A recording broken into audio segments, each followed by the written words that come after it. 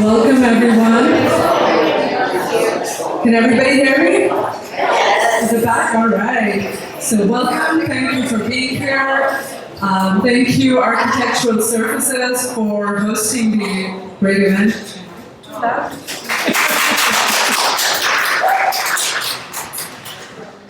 Introducing our great speaker, Christy Anderson. She's an award-winning executive turned leadership and team development coach, specializing in guiding business leaders and entrepreneurs to explore and embrace the depths within themselves, enabling a life lived with authenticity and fullness. Christy has over 2 decades of experience in guiding teams towards strategic growth at renowned organizations like Banner Health and our favorite, Target.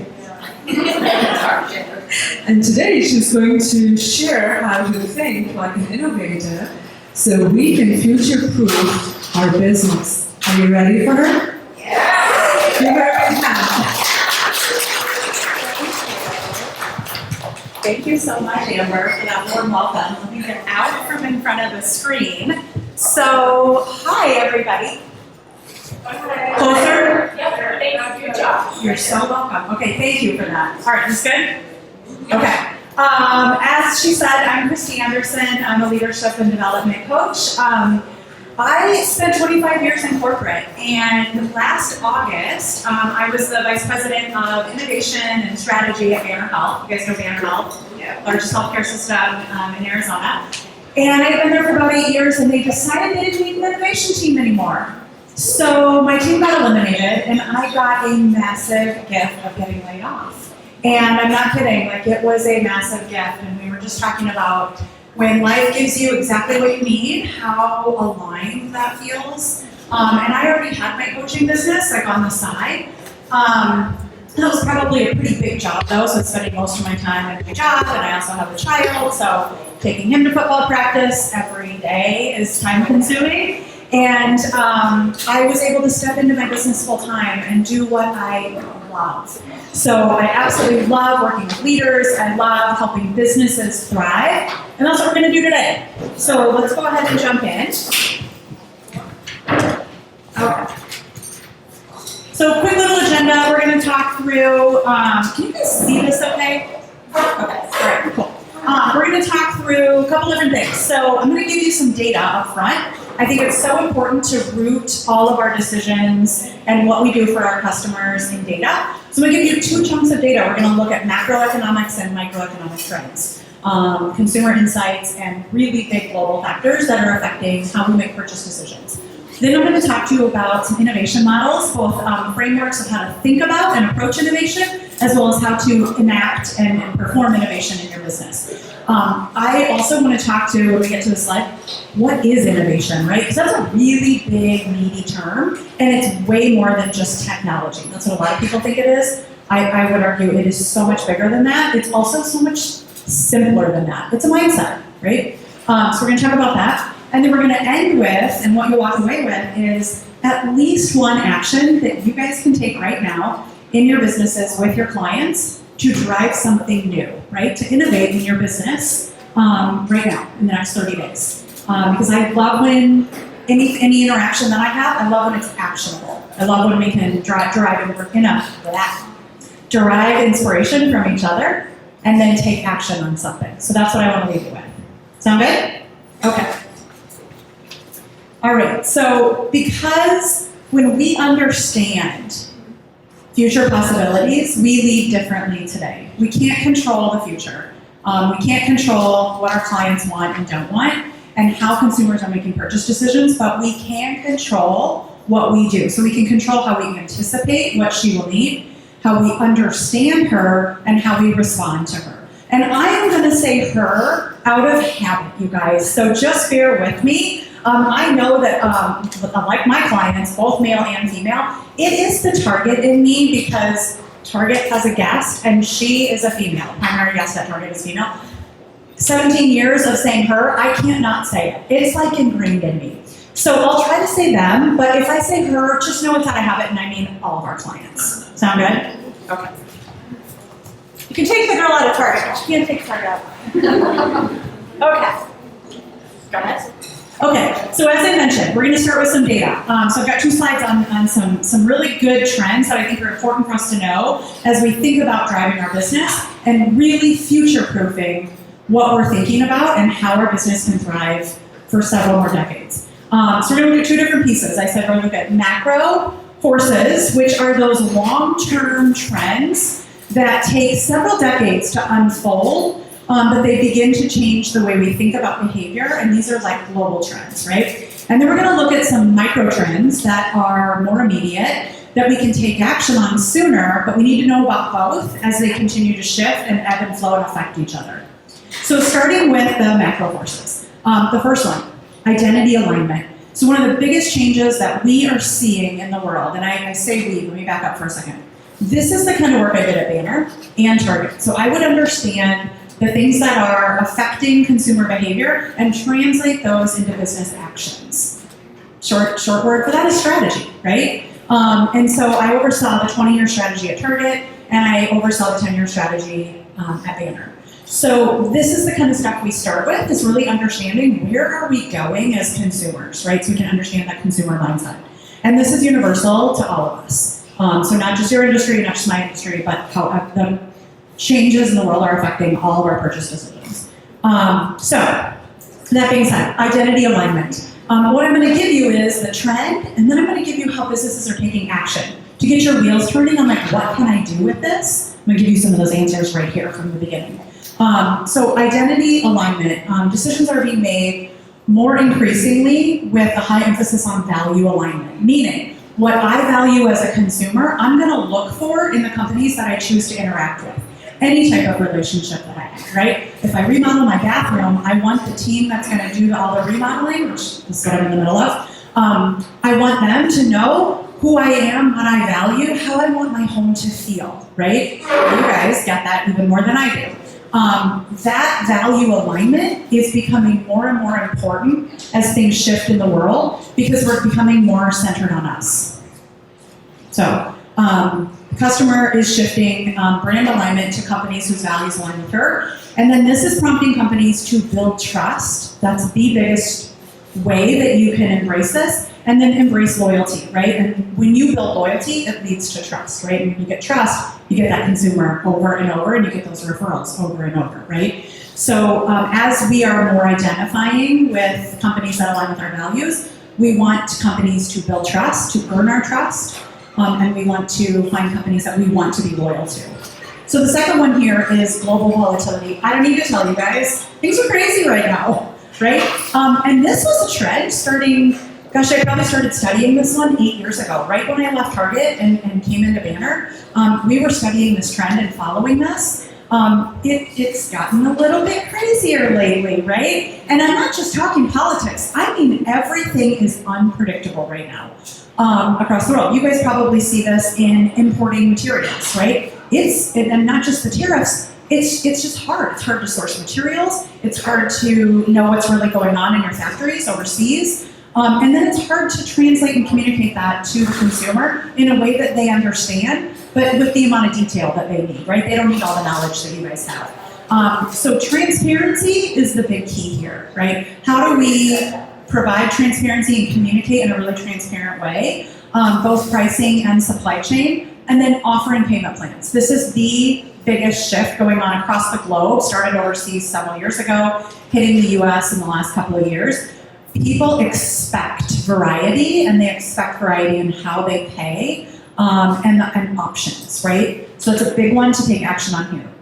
And the third one is demographic shifts. The two big ones I'm going to call out here, we're all getting older, right? So as all of the generations age up, the boomers are no longer empty nesters, right? It's not that their kids just left recently and they're empty nesters. They're done being empty nesters now, right? They're now retired. They're looking at the last 20 years of their life and thinking, what do I want to do? What do I want my life to be about? What do I want my legacy to be about? And so we have to adapt to that mindset. That's a very different energy and mindset that they're bringing. They want experiences, not just travel, but experiences in all of their relationships and the ways that they're doing business. And then on the flip side, millennials, they're aging up, right? And they're having money now. They're coming into money. They're having stable jobs, right? And so as that is happening, they're looking for ethical, digital-first partners.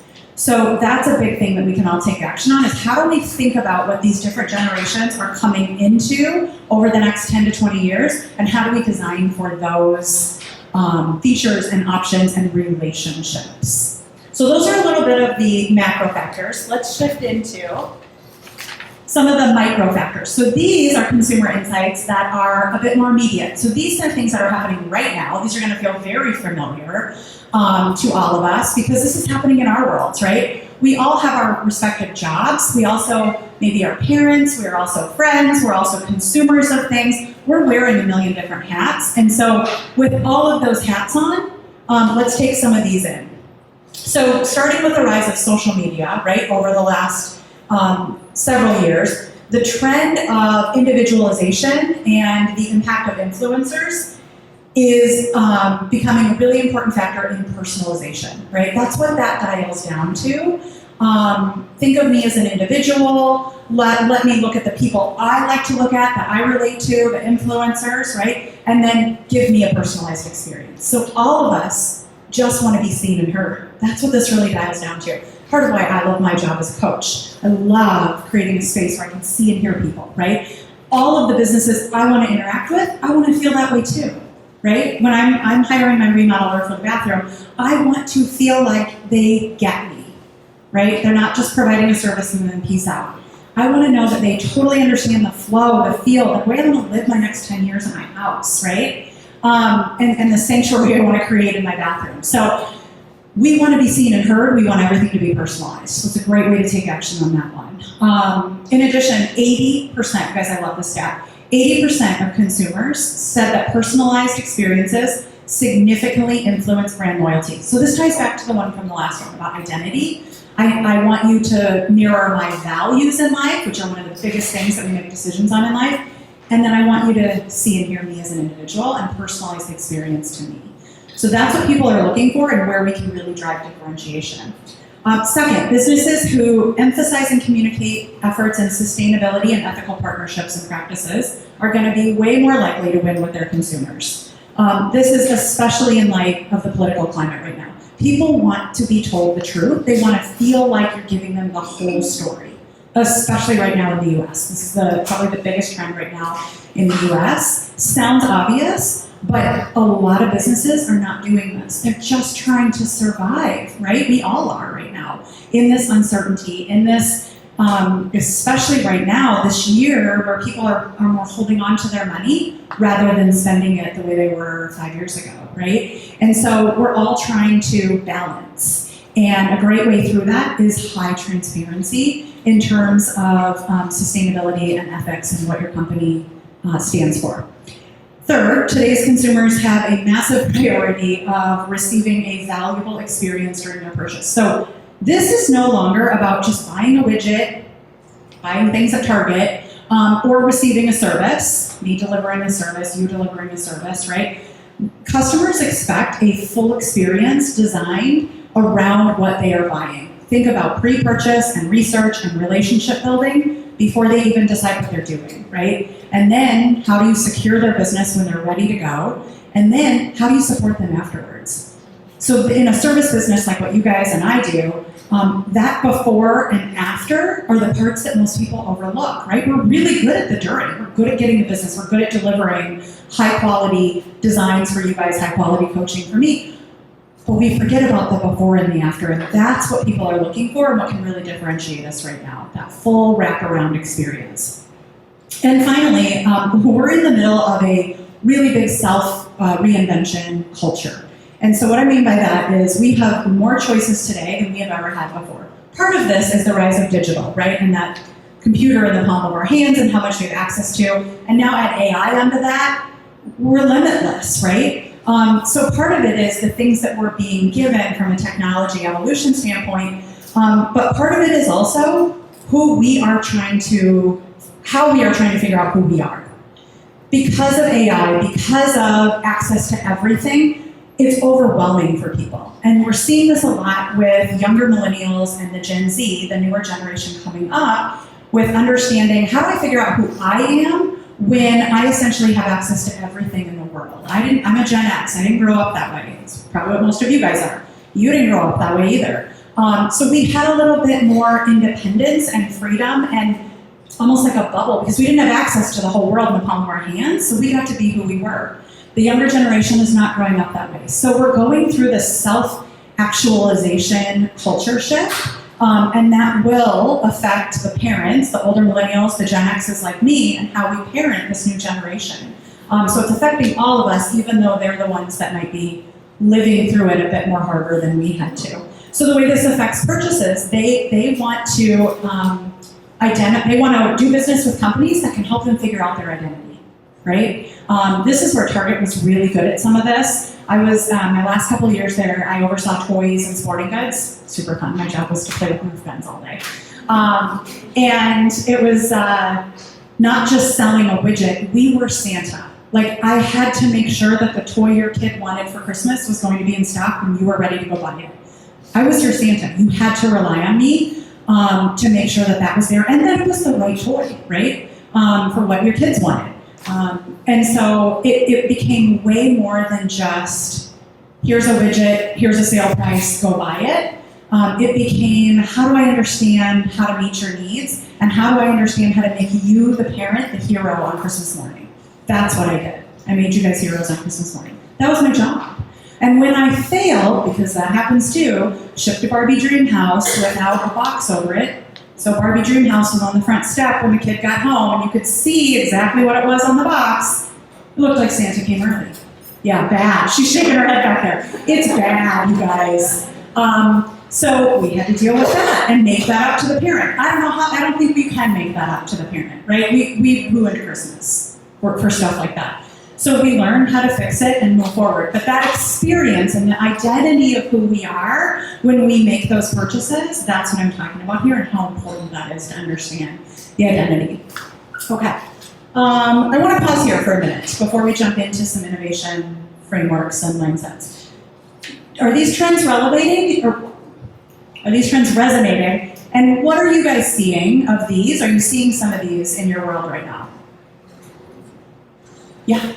Yeah, I see a lot of it. The personalization, though, I'm wondering because so many clients want to copy what they see. Yeah. So all the stuff on Instagram or TikTok. Hello, Target. It's not really a personalization. It's more a duplicate. Copy, yeah. And did you have a question there, or you just want to? No, I'm just saying, like, is that something you found in your study, or no, it wasn't? I'm going to answer in two ways. One, with my target buyer hat, yes, absolutely. Right? They're the king of copying everything that you're doing, right? And all the cool stuff that the big designers are doing, and then making it cheaper quality and cheaper price. It's part of their thing. It's frustrating and beneficial all at the same time. In theory, they're reaching a whole different customer. So from a business standpoint, absolutely a trend, and probably part of more of that experience bucket than the personalization bucket. The personalization bucket is more about see me for me, right? And so in a way, again, target buyer hat, we did that for people that can't afford a full designer and high quality goods like what you guys deal with, right? So in a way, we were seeing and identifying a different customer and trying to personalize something for her than what you guys deal with on a regular basis. But I would say the trend of copying, which is what you're getting at, right, probably falls more in the experience. Doesn't make it right, I'm not saying that, just that trend would fall more in the execution of that experience bucket. People are trying to offer different experiences, and unfortunately copying is sometimes their opinion of the fastest way to get there. Did I answer that? Yeah, I would say, listen, I guess Just musing. yeah, Okay. what I'm seeing is out of trend as well, or no, it wasn't. I'm seeing it alone. I'm a lone breed. Oh no, I think we're all seeing copying, yes? Oh, yeah. Yeah. For sure. I mean, Nina Poole, does anybody know Nina Poole or follow Nina Poole on social media? She's the queen of duperoonies. And Is that a word? Duperoonies? Yeah, that's her thing. It's not necessarily copying, it's finding cheaper. The solution with an alternative product that delivers the same kind of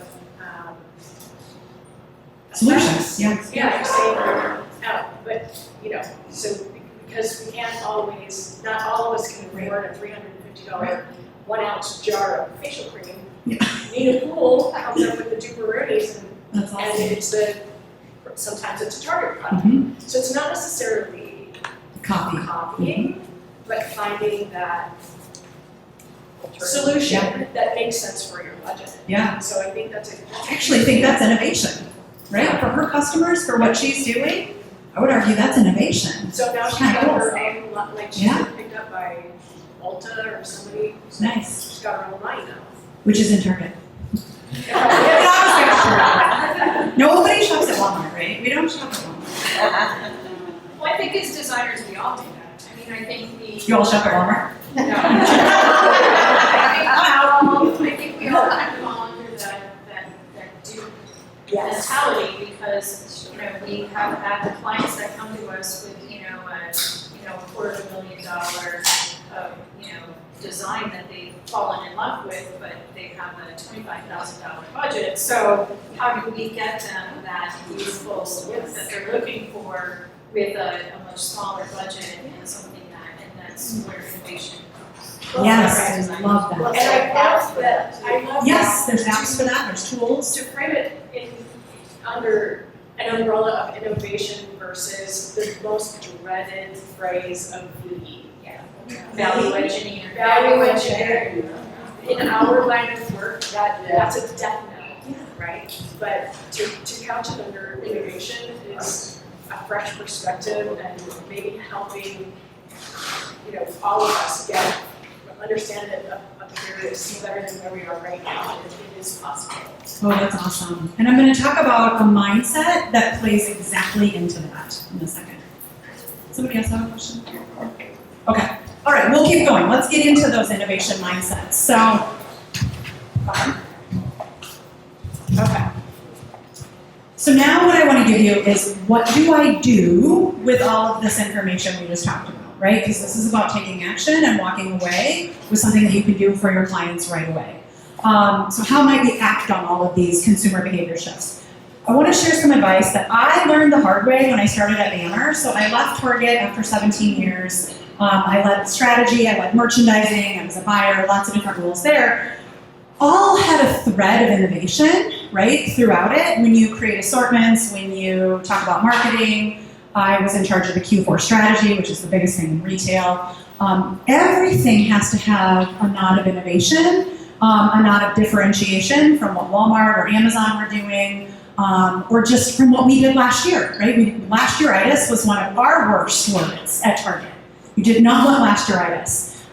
You pretty much got fired if you did the same thing over and over. The customer was not guest, we called her the guest, but she was not happy. And so when I came to Banner, I was the VP of Innovation and Strategy, and we just jumped in. It was a brand new role, brand new team. They wanted us to hit the ground running. No time for research, just here's some small amounts of data, go. Just brainstorm and do things new and different. So we did, and completely overlooked the importance of defining what the heck innovation was for Banner at that time. We took it for granted. And so I want to share that with you so that you all go back and one of your takeaways can and should be, how do I define innovation in my company? How does my client want to experience innovation? That's another way you could think about answering that question. We threw a bunch of stuff at the wall and realized we were all on different pages. I was thinking innovation was something completely new and different that literally did not exist in healthcare. Other people were thinking, well, it's just a new way of doing something that we're already doing, but it feels different to the consumer. So a new experience for her, a new way of delivering care, whatever. Other people were thinking it's only technology, we've got to bring in all the new apps and all the new software and really advance our technology age of our company. So we were all running in totally different directions. And those are only 3 examples of all the different ways you could interpret innovation. At the end of the day, we defined for Banner anyway, just to give you an example, we defined innovation as solutions and processes that resulted in new growth for the company. So some very specific words in there, and that might sound obvious, but there were a lot of ways we could go. Solutions and processes meant we could include technology, but it didn't have to be tech-based. Solutions meant the end experience for the consumer or the caregiver, or new processes. And that was an interesting add that we would have never put there in the beginning, a new way of doing something. That was a lot of what we did. And then they had to result in new growth. So I wasn't fixing problems, which is what a lot of the healthcare workers thought we were coming in to do. Literally, when we asked them for some, what are some of the big problems in your hospital? We don't have toilet paper. Order more. You know Target.com? So that was not what we were there for. So what we were tasked to do, and honestly, that wasn't what we were skilled at either. It was just fixing regular problems. So we put them in touch with the right team that was supposed to be doing that, so that they got what they needed, and then we got to do what we were hired for and what we were supposed to do for the consumer. But we didn't have those barriers and that way to communicate until we had that definition of innovation. So first big takeaway, go define how innovation looks and feels like for you and your customer. Really important to start there. Okay, so 3 types of innovation that can help us approach action. And then on the next slide, I'm going to give you a framework to take action. Actually, in 2 slides. So the first one is mindset. You guys, I love this because this really expands the concept of what innovation is. So mindset, innovation begins in your mind. This is shifting limiting beliefs, adopting new mental models, and reimagining what's possible, right? We can think and dream into the future. It's a mindset, it's a value, it's how I think about things. This is all about curiosity, right? And the value of curiosity. You think about your company values and the org values and how your customer experiences what you value. If curiosity is one of the big ones, you're gonna have this mindset. So that's awesome. And if not, I would explore adding that. How do we enhance our curiosity? How do we get more curious, right? About the world, about the consumer, about other industries, and draw inspiration from other industries. I'm gonna show you an example about that in a second. The second one is models. So this is about what you offer and how it's structured. So it can include things like how you make money, customer experiences, and delivery systems. And then the third one is a method. So this is a bit more internal. This is focusing on efficiency and execution. It doesn't change what you offer, but how you operate in order to do what you do. So these are 3 different ways to think about innovation. Sometimes they're completely segregated. Sometimes they're all blended together in one big solution. I'm gonna give you an example of that right now. Okay. You guys know Domino's Pizza? Yeah. Okay, so I was working at Banner Health. Domino's Pizza, Banner Health. Not friends, right? Pizza, healthcare. Probably not good friends. But Domino's did something that was so cool that totally inspired something that we did in innovation at Banner. I'm gonna start with what Domino's did, and I'm gonna tell you how the heck we used it at Banner. In the mid-2000s, they were the worst pizza chain, ranked at the bottom. They were facing declining customer satisfaction. Their sales were terrible. The major complaint was that customers hated not knowing when their pizza would arrive. This wasn't just a Domino's thing. This was all of us, the way we ordered pizza. If you guys remember, back in the late 90s, early 2000s, you placed an order, sometimes online if you were an early adopter, sometimes you called and placed an order, and then you just sat in a black hole and hoped that it was ready when they told you, or when you arrived, or that it arrived on time via delivery. I hope. Well, hope's not a good strategy, right? So Domino's listened to their customers. They understood that that was a big friction point and that the delivery process felt like a black hole. So in 2008, they launched this thing called the Pizza Tracker. This is like normal for us now. But in 2008, this was like revolutionary, right? And so it was a digital tool that allowed customers to follow their order, right? Like it says, Bob has received your order. Mike is making your dough. Christy's putting it in the oven, right? And then Carol pulled it out and it's ready for pickup. And you know exactly what time. Have you used this? Have you guys seen this? I mean, pretty much everybody's using this now. It's not exclusive to Domino's anymore. What? Oh, okay. I thought you had a good anecdote. We were laughing. I love it. Okay. So The result, I love these stats. You guys, their revenue went up by 90%. That is insane in 10 years. They were positioned as tech forward, customer centric, and that's a major shift from that earlier reputation of being the worst, least ordered pizza company. And it landed them at #1 pizza company in the US, which has historically been held by Pizza Hut and Papa John's tries, and they're usually up there, but then they fall and they get up there.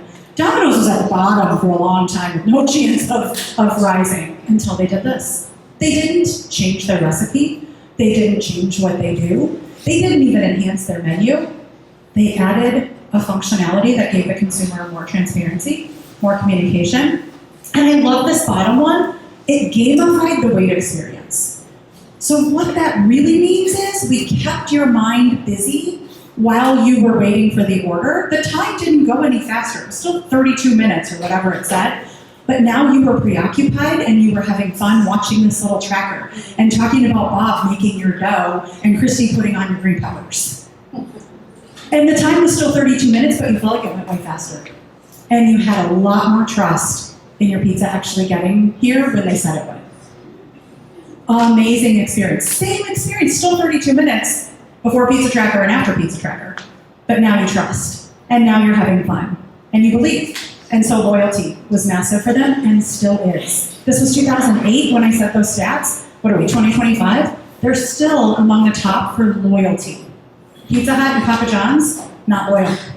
Their customers are not loyal. Domino's are. Even though everybody has this now. So long-term effects, not just these short-term numbers. Okay, now how in the world did this help a healthcare system? When we were first designing solutions and we were looking at the major pain points of the healthcare journey, the hardest part of the healthcare journey is the emergency room, right? And it's because there's no clarity. It's extremely scary because something's going on with you that you need to be there, that you don't understand or don't know or can't fix on your own, right? So you have to be there, and they give you no communication, no timelines. They're told not to. They're trained not to, because what we don't know, and what I didn't know, was that behind the magical doors, when you finally get to go back there and get a room, the ambulances are coming in. But we don't see that in the waiting room, right? So we don't know what kind of acute situations are coming in through the back or coming in from the rest of the hospital and coming down to have emergency surgery or be seen by an ER doc for some reason. So we don't know what's going on, and we don't understand why it's taking forever. We also don't understand, nor can they tell us in the waiting room, why you got to go before me when you came in an hour after me. She can't, that's illegal, right? HIPAA. She can't tell either one of us what's going on, or any sort of amount of time. And so, #1 friction point in the most scariest part of your journey. Also, from a retail standpoint, this is what I loved about Target experience coming into healthcare, I could apply some of the way you think about a retail experience to a healthcare experience. Not only did we need to communicate to her, but we needed to make her feel safe. At a Target store, in general, you feel safe. You feel relaxed, in general, unless you have a kid in the car. Well, there's you. But in general, we know that about the Target store and the shopping experience. And we knew how important that was. And how, as a regular Target guest, we take that for granted, and that's fine. Because we've got it behind the scenes. But in healthcare and in the emergency room, we did not feel safe sitting in that waiting room for a variety of reasons, right? Not just the healthcare scare, but we just didn't feel safe because we had no knowledge and no control. So we wanted to bring all of those. Well, we were looking at who does transparency well. Domino's. They did transparency well.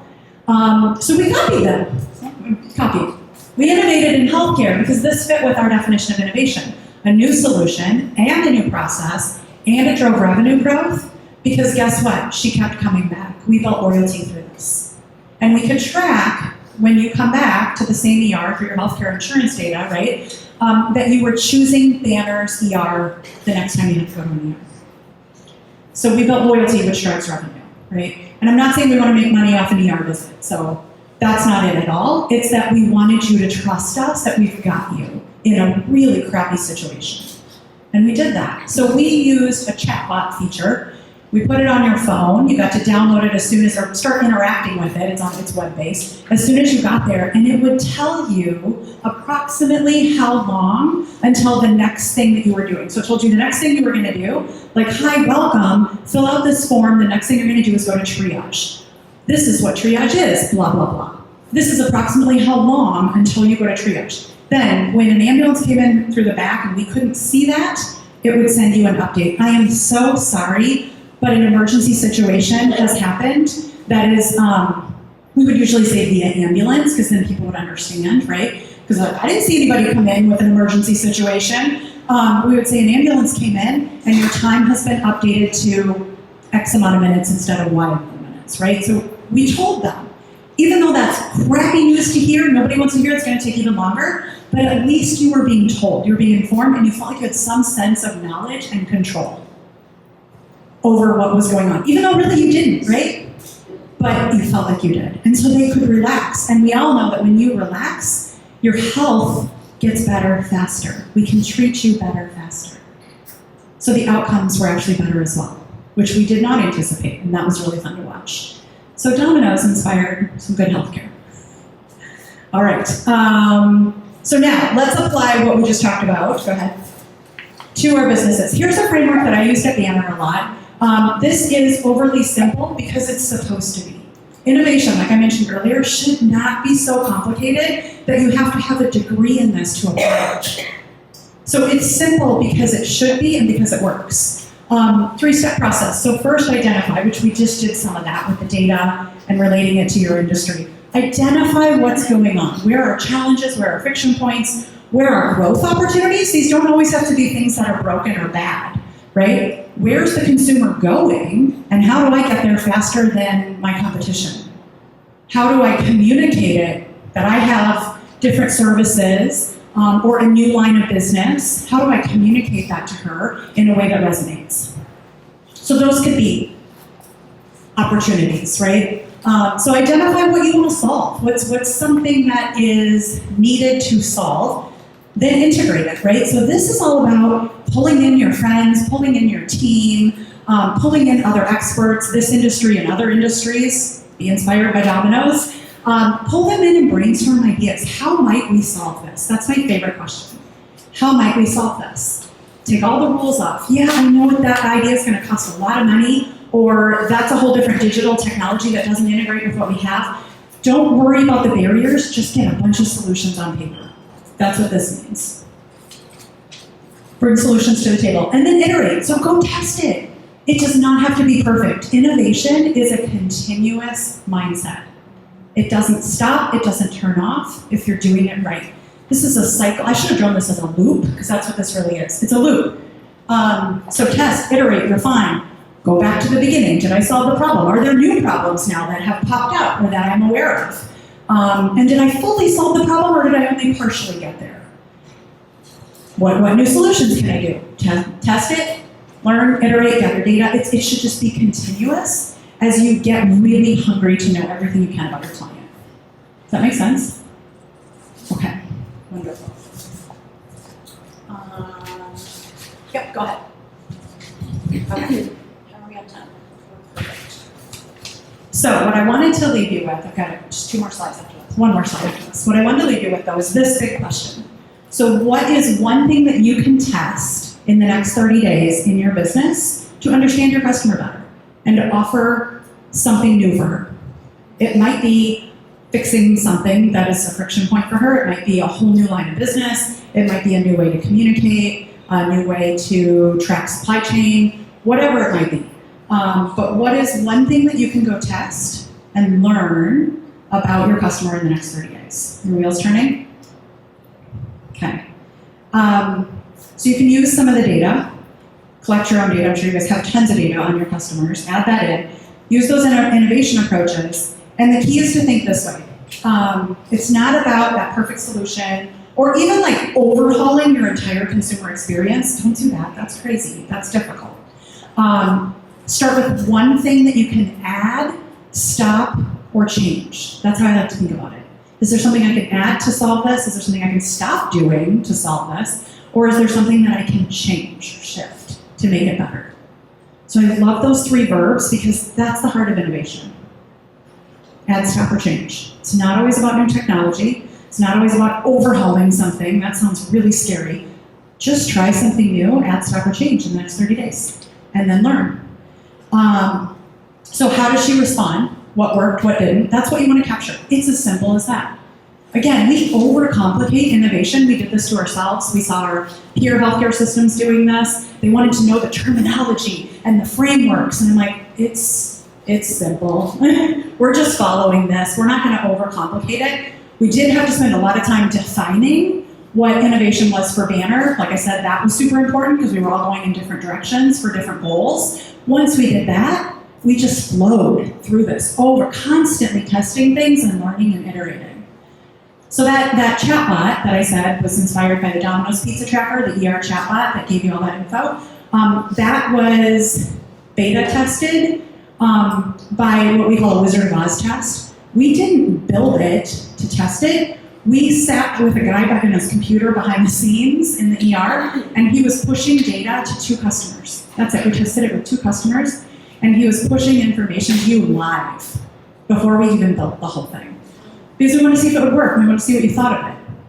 Once we learned what worked, we learned what you thought, we learned how to do it better, then we started building it. Then we went out and found a vendor to partner with and paid a lot of money to use their software to do it faster and smoother than what we ever could.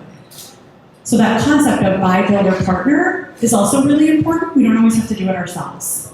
There was a lot that I did with Banner's internal team, building it ourselves, but there is a lot more that I did by partnering with vendors outside of Banner. Yeah? Didn't you at Banner because of my emergency room experience? It was probably 5 years ago that we put it in. I can't validate that every ER is using it. Okay. They should be. But I can't promise that they are. Unfortunately. I wish I could. But I left a year ago, so. Oh. Yeah. Yeah. Were you partially responsible for so many urgent cares by Banner? I was not at all responsible for that, actually. That happened right before I came. We have to admit that was smart on their part. Super smart. Got lots of new customers. Yeah. And they got to be seen quicker, and Yeah. probably 80% of the things, if you have to go to a regular ER, they can go to the urgent care. Yes. So I thought that was really smart. Yeah, super smart. And she's touching on strategy, right? Which goes hand in hand with innovation. So when I first started at Banner, my job was just VP of Innovation. And I started to do things, and they liked the results, and the customers were happy, and it was driving revenue.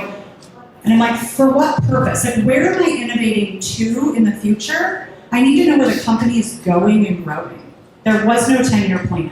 There was no strategic plan. There were some guiding pillars, but they encompassed everything. When everything's a priority, nothing's a priority, right? So I said, hi, I actually did strategy at Target. Can I do strategy here? And then it didn't exist in healthcare, not just at Banner, but strategy wasn't a normal function in healthcare systems. And they were kind of like, yes, let's see what you can do. See what it'll do, right? So I created a 10-year vision that then I could innovate 5 years out, right? So now I can see further, and I know where the company wants to go and the purpose of innovation on that path.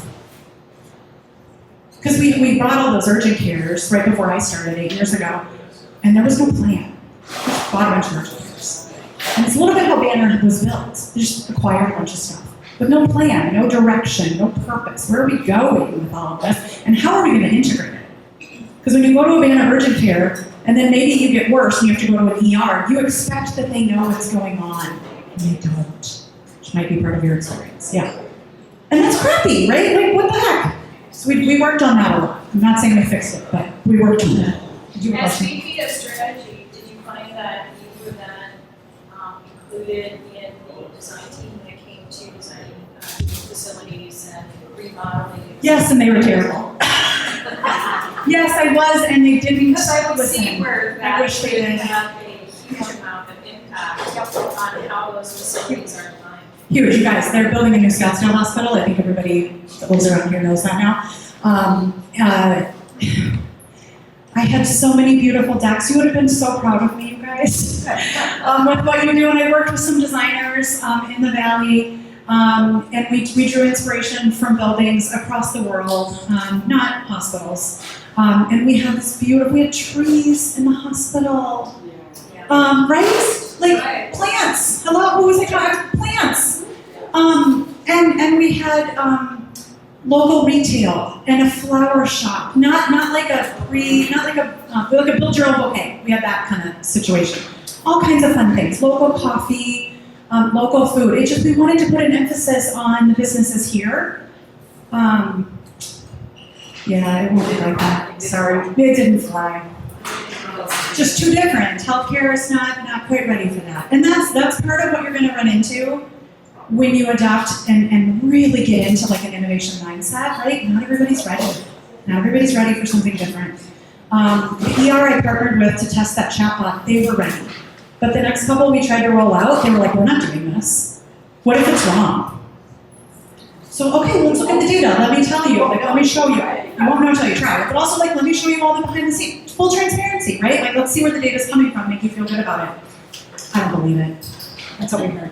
Right? So, I mean, you run into the naysayers, right? And you have to... Or egos. And fear. It was fear. Yeah, so I just said that. Yeah, fear and money, always, right? But it was fear, right? Fear of the unknown, and we're always going to run into that as innovators. So just be okay with that. That's just the way that It it took me is. 5 years to change the floor in the Yeah. hospital up north in Arizona. 5 Did years. you work for Banner? With Banner? I did not work. I worked 1 or 2 projects with Banner, but most of my work was rural. And it took me 5 years to convince the CEO of the hospital to change from VCT to LVT. I don't know what that means, but I think that's Because it's the fear of the unknown. I'm assuming it shouldn't have taken 5 years for them to adopt that idea. Yeah, I mean, it's crazy, right? And we're all going to run into that, even in your industry where your clients are probably a bit more forward thinking, right? And they do want the newer things, yet fear. Change is scary, right? A lot of times simply acknowledging, I know that change is scary. I don't know either. Those were my 2 biggest phrases. I don't know either. We're gonna find out together. And I know it's scary. It's scary for me too, guys. Like, this is my job, right? Like, I would tell them that. Like, in other words, hey, I can get fired if this doesn't work. You know, you're good. You're a doctor.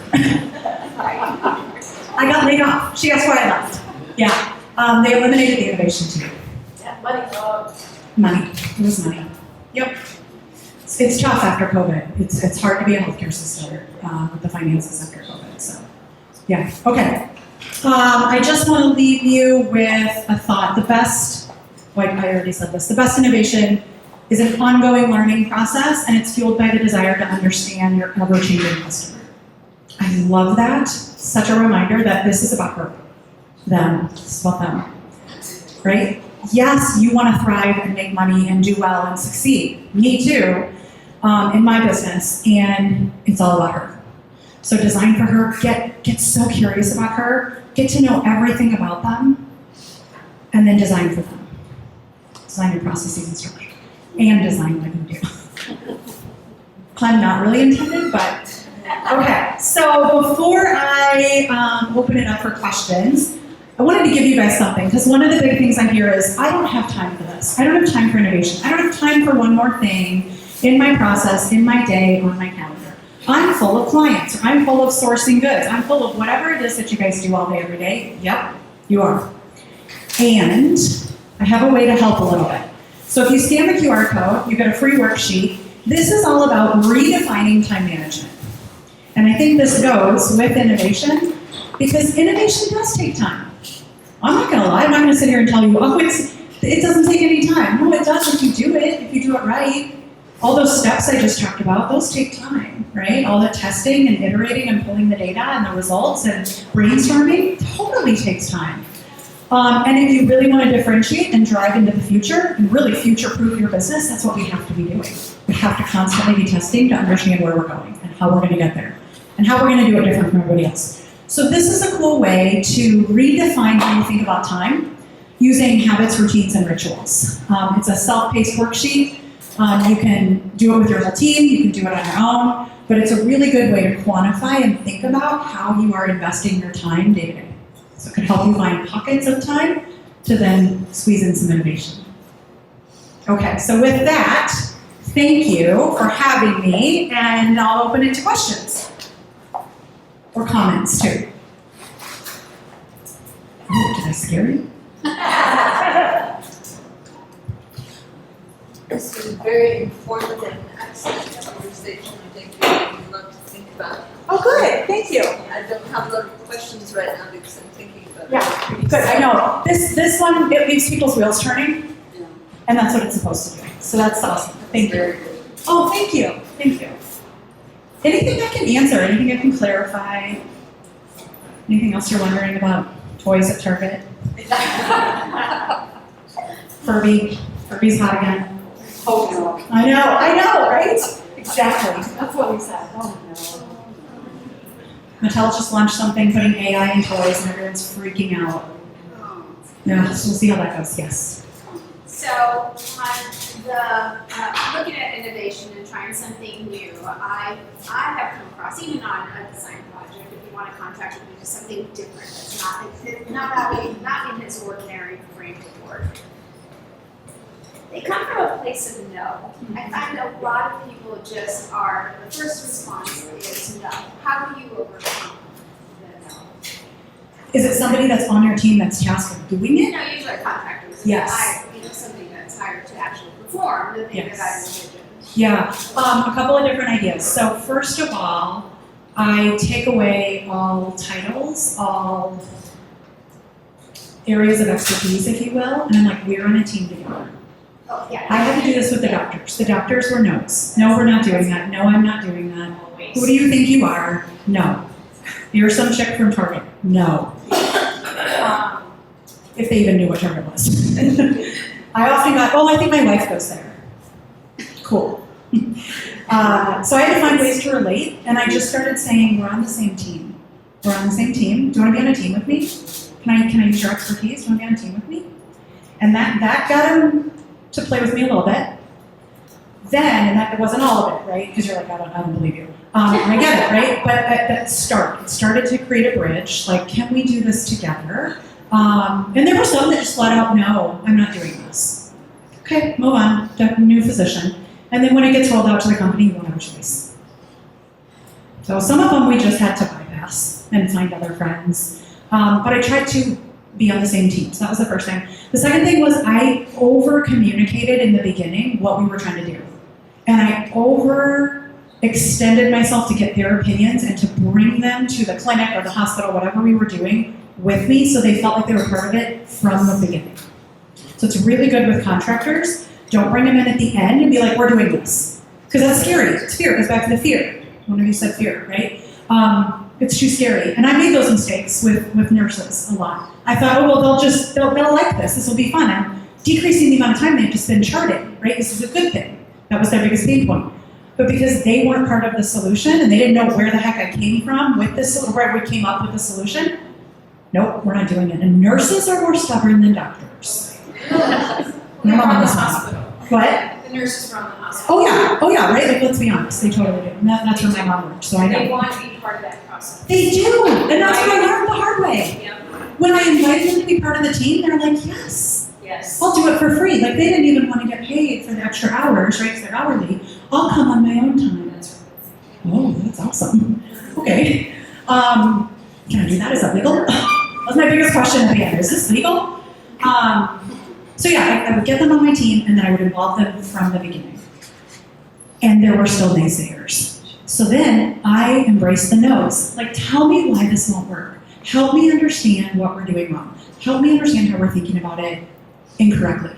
Help me understand why you couldn't spend your time doing this, or why this won't help you with XYZ friction point, or why your customer won't like this. No, half the time they can't. So you knock half of them out, like, oh, well, I guess we could try it. Okay, cool. Thank you so much, right? It's change. And the other half were my best friends because they were the ones that told me everything that could possibly go wrong that I had to design for in the solution. Okay, so you're going to have a friction point with this, this, and this, and you think this is going to take more time, so I need to measure that and show if it does or not. So I embraced the no's. We would often build them on the team very deliberately without telling them they were our naysayers because it made our idea stronger. But if it was somebody like a contractor that has to execute with you, I involved them from the beginning, as early as I could. that help? Sure. You usually will offer advice and investment. Totally, right? Instead of pushing it on you. Yes, I totally agree. And I have to learn how to ask for their advice the right way too, right? Like, hey, here's the customer data. They all liked that. These are scientists, right? Like, they get the data. Start with the data, or whatever motivates the people you're trying to engage with you, and then ask them, what do you think about this data point? What do you know about this? Do you think this solution will work given this information? Right? If I ask really open-ended, I get crazy things like, can you fix our toilet paper supply? I mean, it's important. I'm not saying toilet paper is not important, but so you don't need me for that. Yeah, I always thought the open-ended questions. Yes. Answer yes or no. Yeah, she said open-end the questions that we can't answer yes or no to. Love that. Yeah. How might we? It's my favorite. How might we do this? Any other questions, comments? Okay, we are right on time. Thank you so much.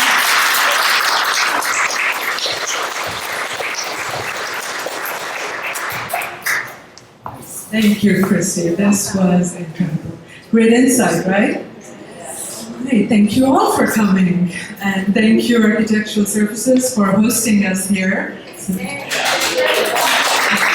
you. We have dessert upstairs, if anybody would like to. I'm sure you want dessert. I will bring It's upstairs. if anyone doesn't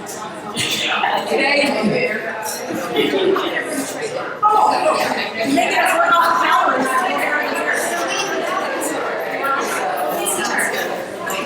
And a little announcement before we go. We don't have a chapter meeting in July. However, I'm sure you're ready for August, our gala, Saturday, August 23rd. You don't want to miss it. So I hope to see you all there. And thank you again. Before I leave, I just have one little thing to share. Our last Concepts and Cocktails, I actually had a lot of people come up to me and say amazing things about Adrienne Hart, and she's right here. Thank you. A big hand for her.